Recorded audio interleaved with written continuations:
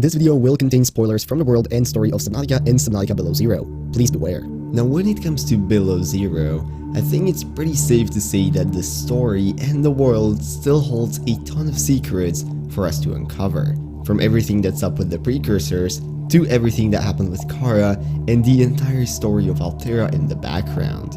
But something that has always been in the back of our minds as unique and interesting has been the story of Marguerit, an unlikely survivor of the Degassi who's been on the planet for a very long time. Now in several previous videos we've looked at her story and her current base that can be found in the game, and well, not too long ago her base received some new updates, and that's what we're going to be checking out today.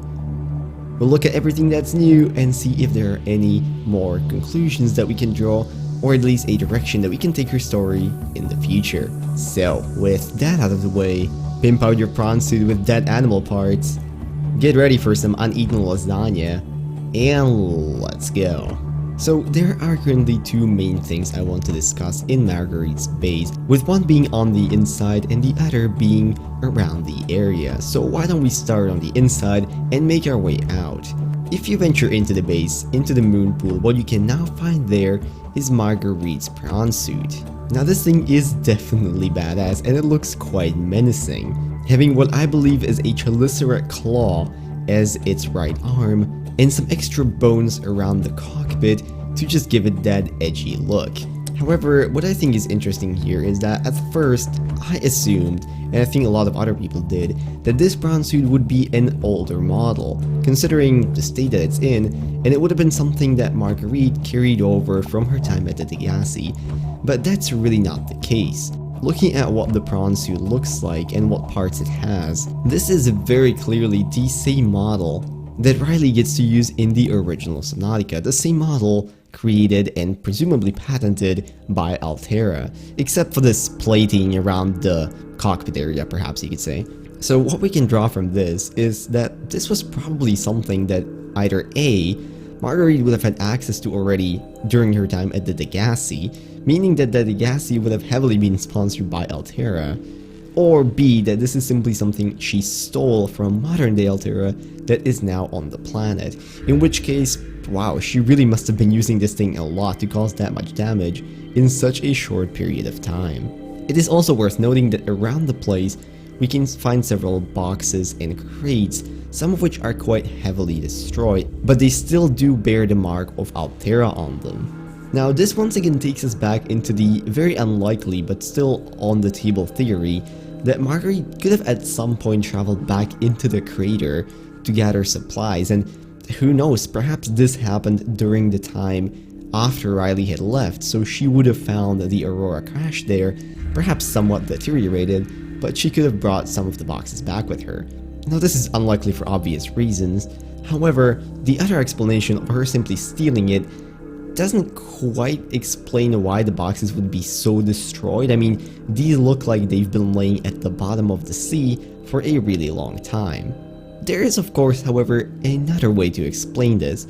What if she got these from the old wreck of the ship that we can find in Below Zero right now, the one I've talked about I think 2 videos back? If this were actually the case, then this is direct confirmation that that ship, or at least the cargo it was carrying, came directly from Altera, giving us a little bit more backstory about that specific wreck. Now on the topic of the suit having a different color, I'm not gonna go too deep into it. I do kind of doubt that Marguerit would have painted it all herself because, I mean, if she did a stellar job, and this should have been her job instead of being a mercenary. But it's also possible that this is simply something done to distinguish it from the other prawn suits and make her look more cool in the game. Now before we leave the base, there are several very minor updates that have been done to the interior. For example, a whole bunch of dishes adding to the main dining room. However, nothing I found that would have had any major lore significance, so for now we're just gonna skip on past it.